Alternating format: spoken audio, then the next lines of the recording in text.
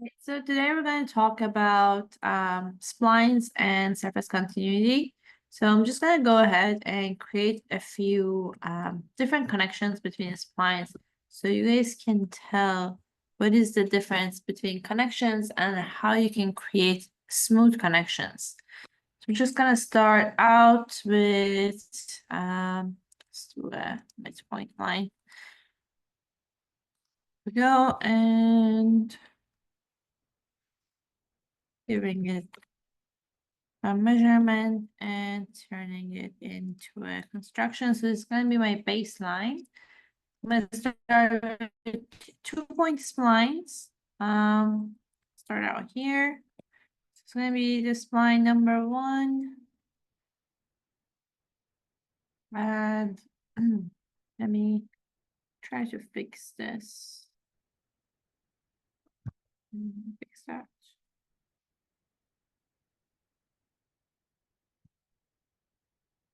I might have to give it measurements. So I'm just going to try to lock my spline so when I create the connections between them, they will also stay.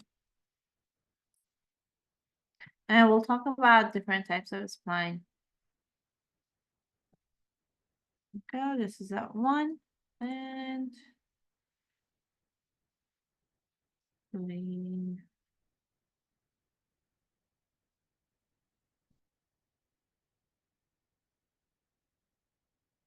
Keep this one at 1 as well.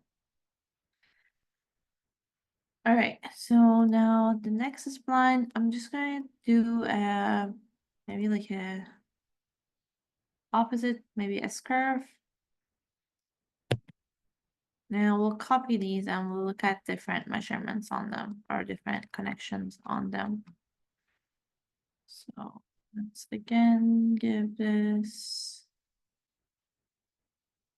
1 and add a bit more gap between these two arcs. Here we go.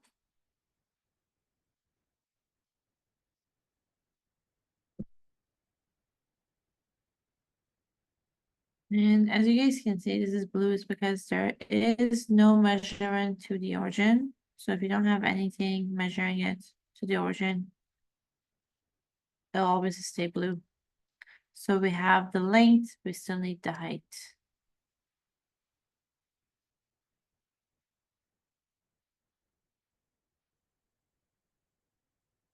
Oh, 5, lower it. Okay, so now it's black. All right, so I'm gonna copy these. This is just a setup. We're gonna go to the linear pattern and copy this one and this one. So now I can create multiple and show you guys different connections. Like get a bit of a gap. Okay, that was not the gap.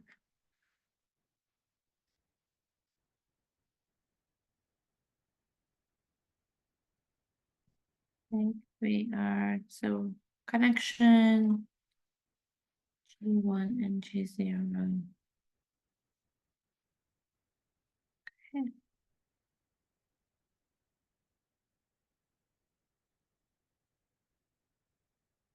We go.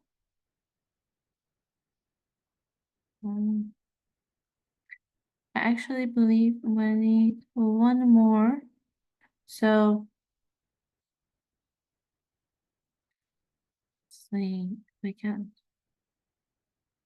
set these to be fixed. Nice. These are black now. I didn't know I did that one time. And so are these. We'll fix those as well. Perfect. All right. Here we go. So we're going to start connecting these. First connection, the simple connection is if you just do a spline from point to point without making any sorts of connection. This is called contact or G0.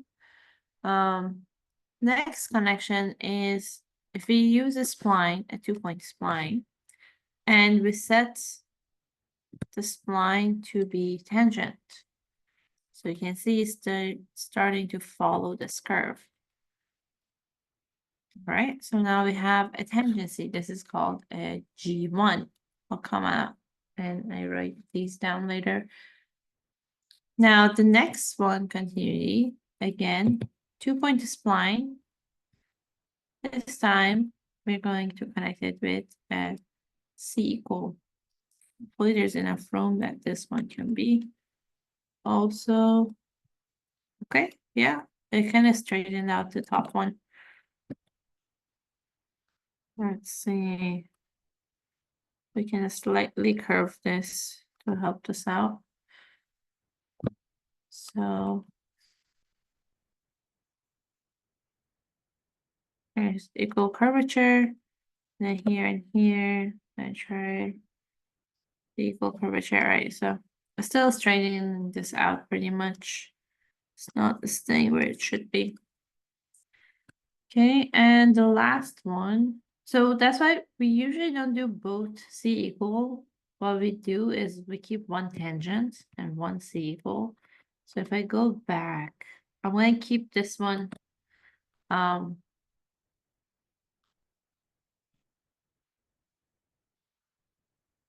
to this.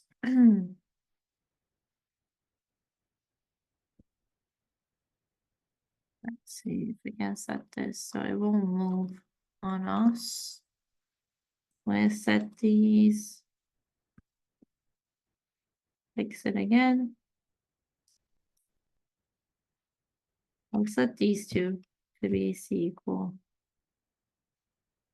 And I'll keep these as a tangency. So we're going to actually look at this connection here. And then lastly, we're going to look at a G3 connection. This is the smoothest you can get. However, this is mainly rarely used in products, but in transportation design, this is very common to be used. Let's see. I don't think there's enough room for this. I'll try it one more time.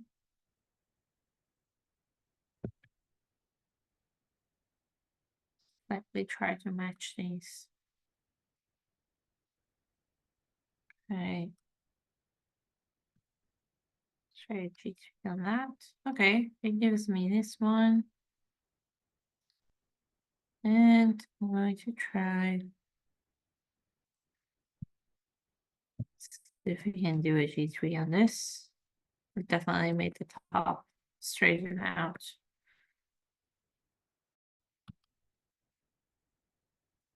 Let's try tangency just for now. Also does that.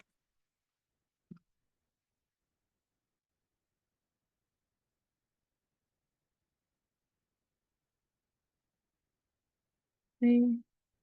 All right, I think I have to live with this one slightly. But we're all looking at this connection over here, and over here. So let's do a surface and look at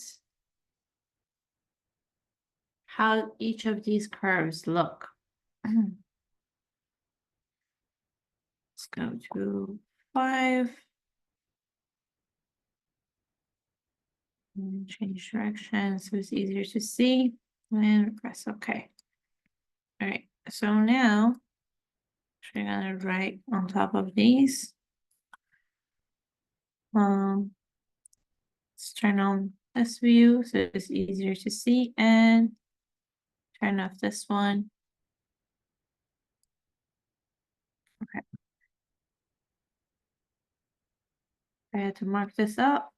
So this is what we call a G0. It's basically connection. You see clear lines. G1. This is a tangency. You see there's a smooth connection, but you still see a line as a highlight. Here's G2. you can see this line over here, it got a lot softer over here. So it's a gradual change into the surface. And then G3 is the smoothest we can get. You can barely even tell where that line is. It's gradual from both sides. So this might be gradual from one side, slightly more, but this is very smooth. All right. So this is the difference between them. Now we're going to look at the actual splines that create each of these curves. Discard this and let's go back to our sketch. All right. So right now we're using a normal spline, but a lot of people, depending on choice, like to use the stylus spline. So the difference between this is when we use our stylus spline, we can definitely measure the x and the y, these two lines that create our spline. And let's say we have this spline and I didn't do spline. And I'm going to do another one here. Okay, let's just move this slightly. So when we talk about tangency, that means we set this line and this line in a collinear manner. So basically they'll be in the same length, same line. So let's try that. So I'm going to put a spline here and I'm going to set this to be tangent and set this to be tangent. Actually, you can't see this one. And we just connect this one to this one. I think this is now a lot clearer to see. So if I set these two to be tangent, you'll see these lines will become on the same length. So collinear basically, right? Now, when we do a C equal, rather than having one line that's continuous, you'll have two lines that are that way. So let's do a stylus line. Let's say we have an arc with 3 points and another one with 3 points.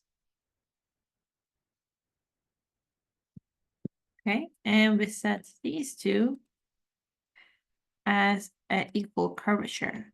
You can see how both this one and this one changed, right? So you can still move this back and forth, but this is also somewhat connected and changes. So you need 2 points. When we do a G3, these would be all in the same line. So let's look at that one. So this basically what it means when we put something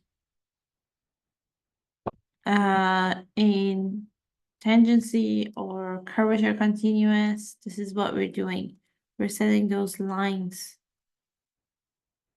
in the same continuity. So I have 1, 2, 3, 4 points on each.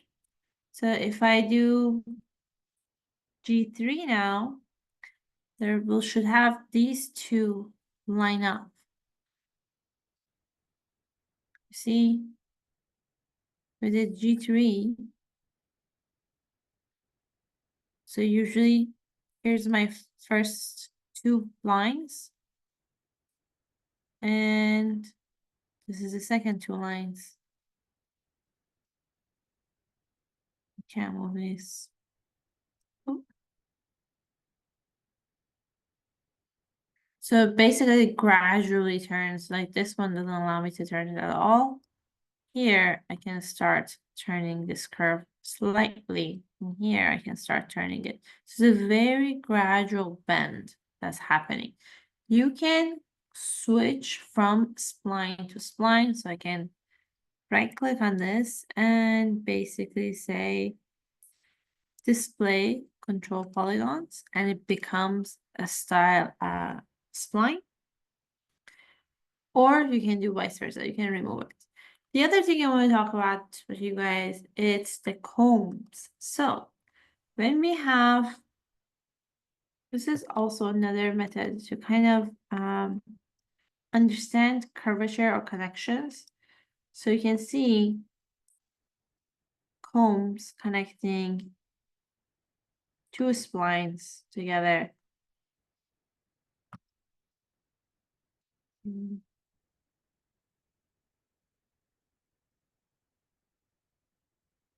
Now it's not turning on.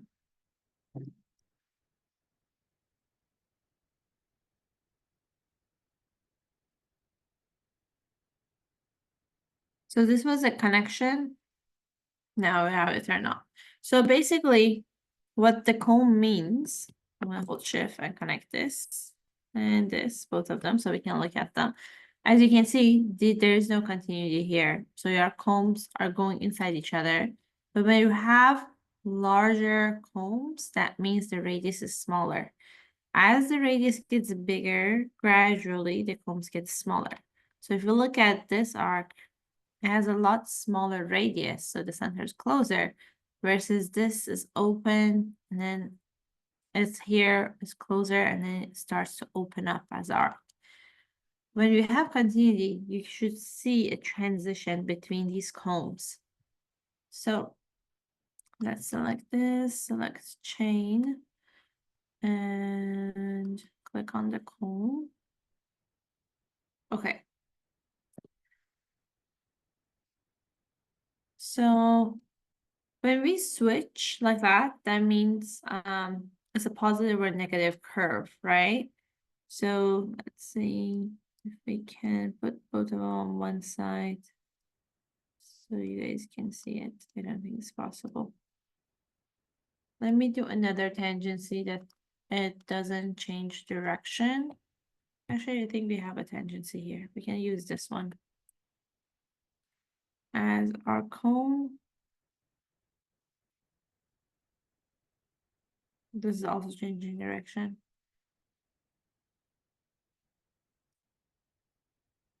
Here we go.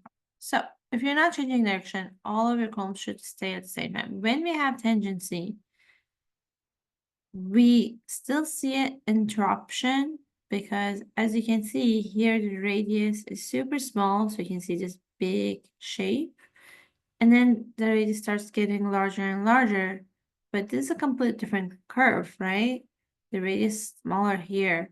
So they don't necessarily relate. However, they'll never go on top of each other or cross each other because they are tangents.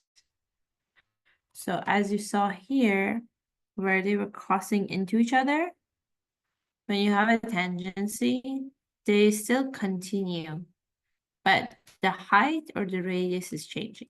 Now, let's look at this one. It's easier to see these ones.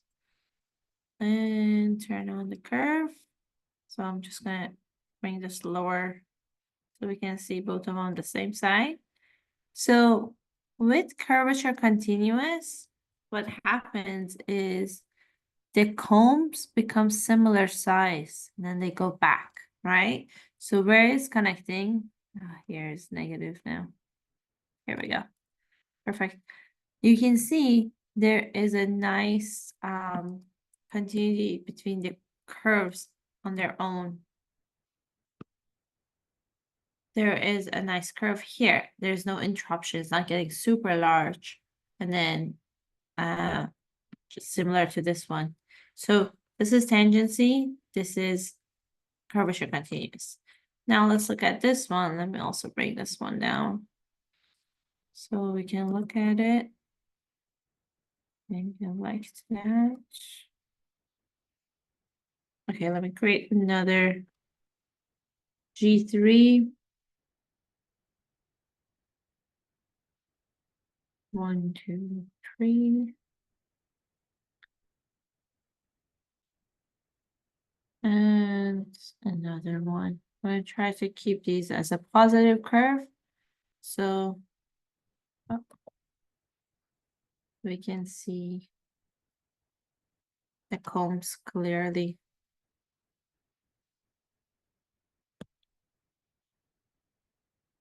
All right, and we'll set these two to a G3.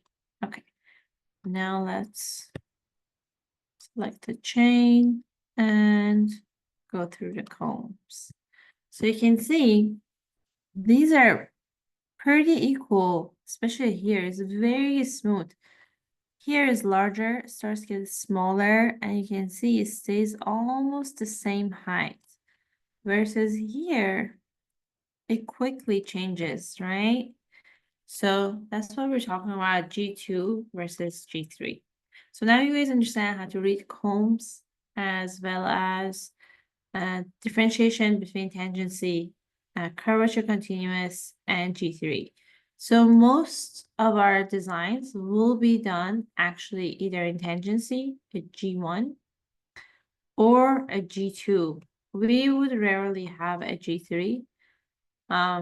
So even if you can get your designs to just do tangency or curvature continuous, you should have great surfaces. Let's close this one, and yeah, you guys can see the highlights on these. If we turn it, you can kind of see a gray line in here. This gets smoother, and this is super smooth. All right, and this was just a explanation about splines and combs. I hope you enjoyed it.